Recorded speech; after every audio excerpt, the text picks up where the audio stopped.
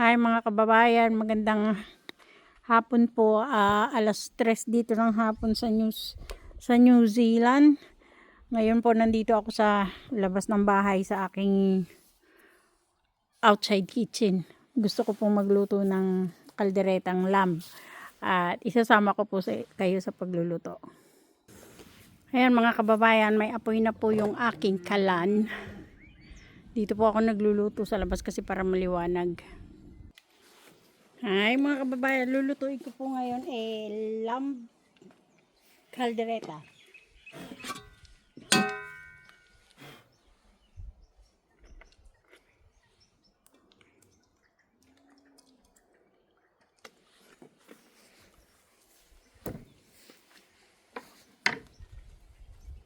Ito po yung aming lamb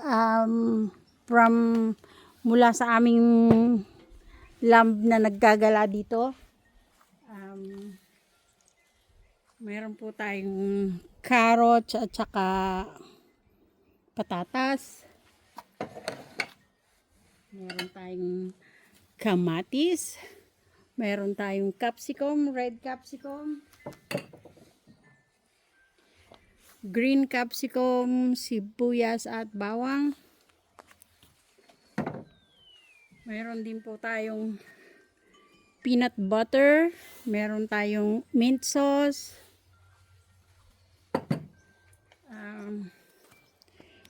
Tomato sauce at saka oyster sauce.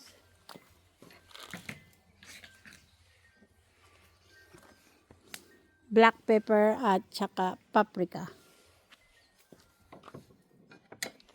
So ngayon po ipiprito ko muna ng konti yung ating patatas.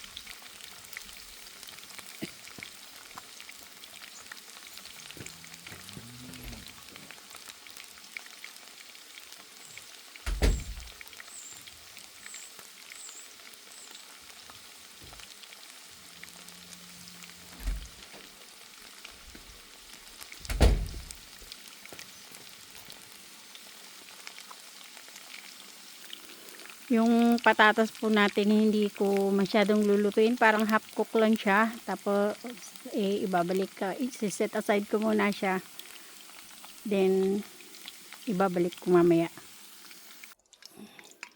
Ito na po yung carrots na hinap cook natin. Ngayon po maglalagay na tayo ng sibuyas at bawang.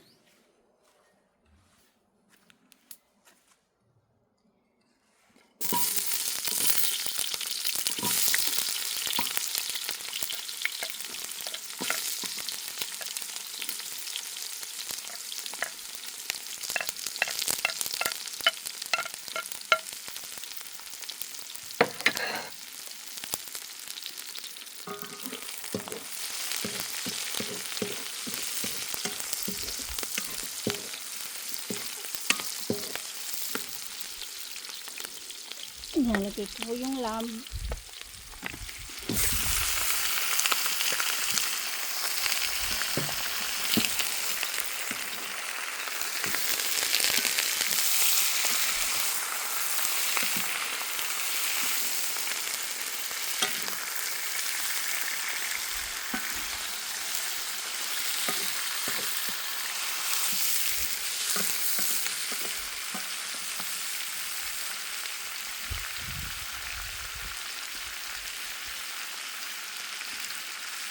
Paminta.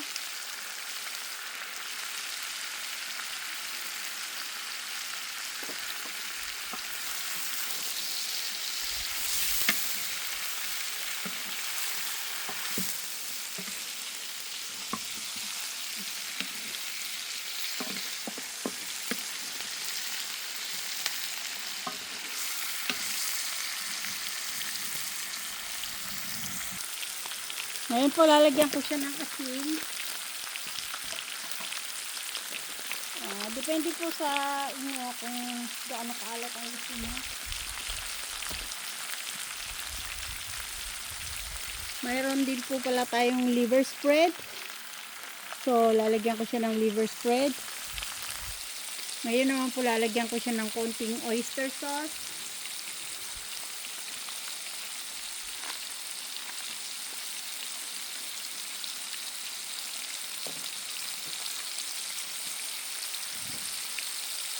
Ito po ay Gloria style caldereta.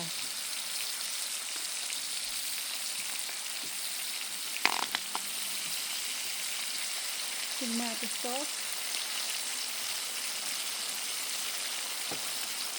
Lalagay ko na din po yung kamatis para lumasa.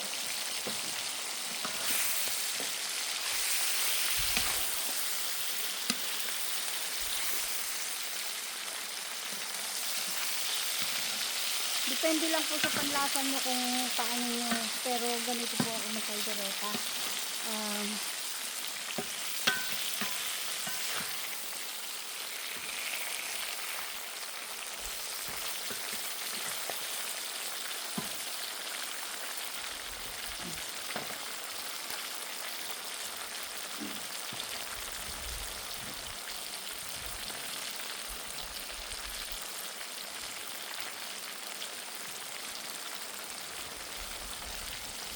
Ngayon naman po, lalagyan ko siya ng konting tubig para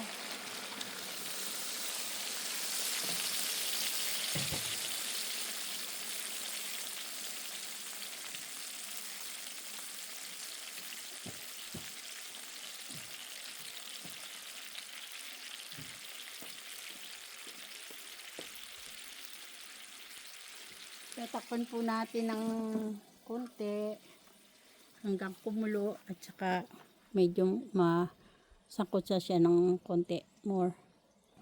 Okay, ngayon naman po ibabalik ko na yung patatas.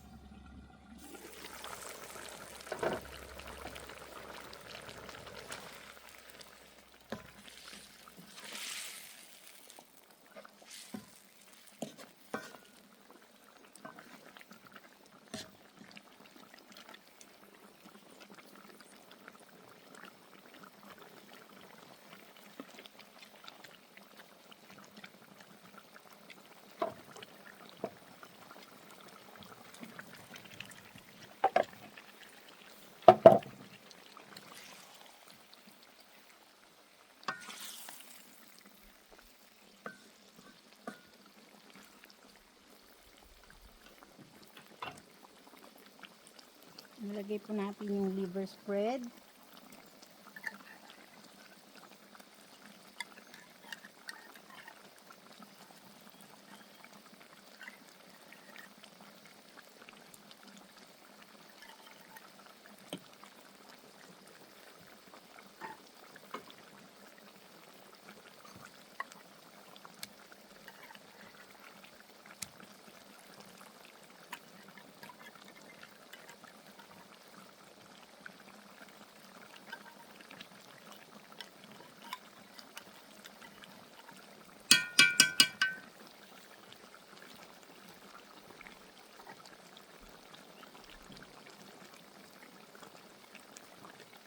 Then peanut butter.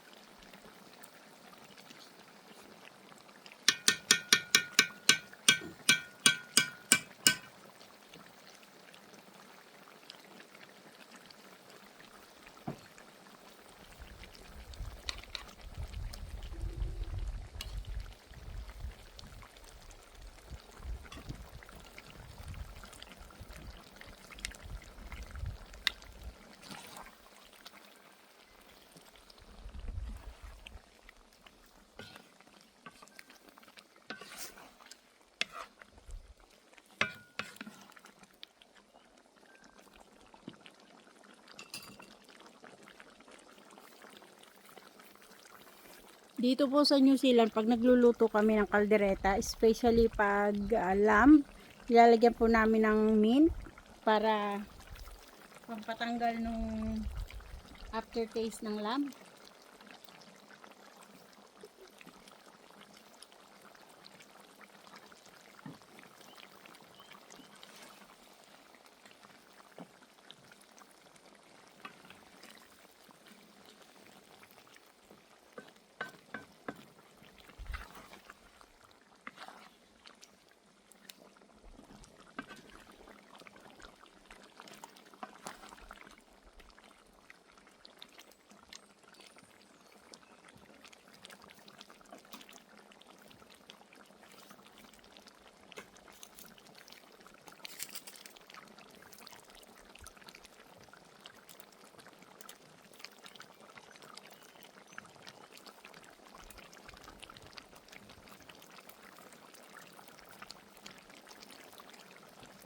Yung bang Pilipino po ayaw nila ng lamb dito sa New Zealand kasi sabi ni mas prepare daw nila yung goat.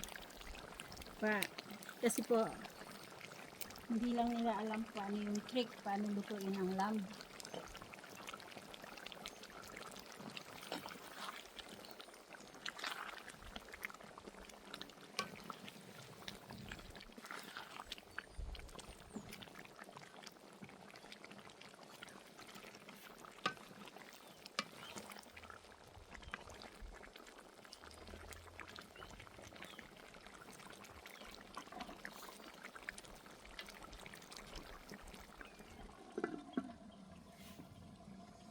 Pan muna po natin ng konti.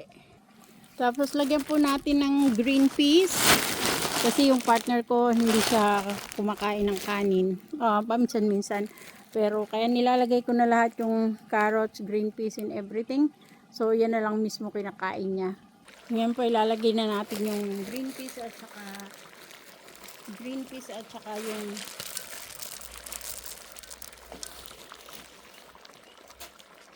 capsicum, green capsicum and red capsicum.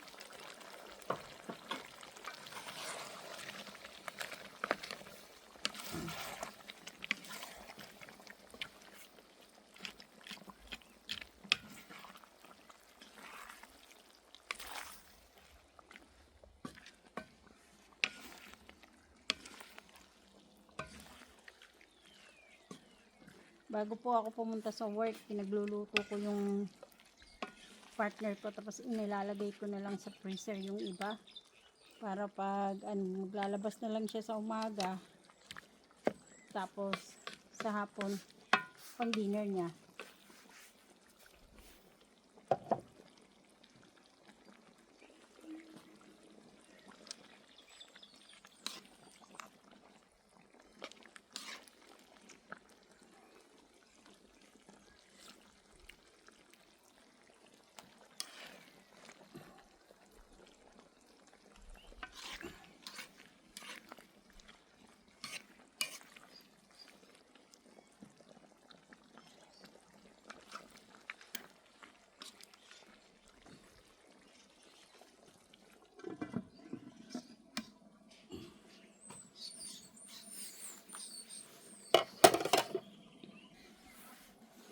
Ito po yung paligid ko.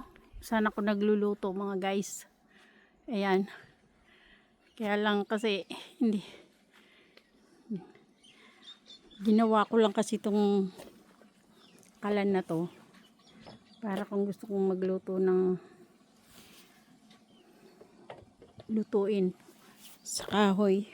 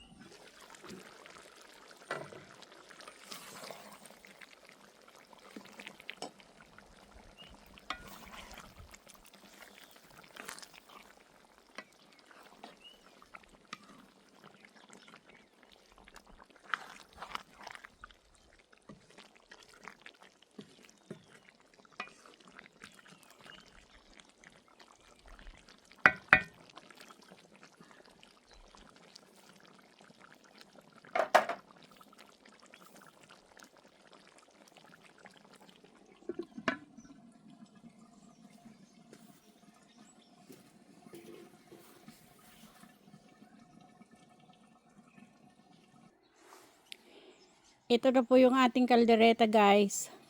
Mainit na mainit pa.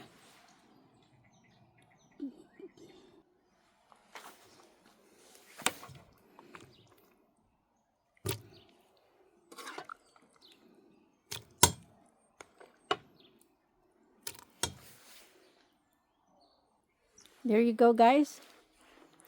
Our caldereta is done.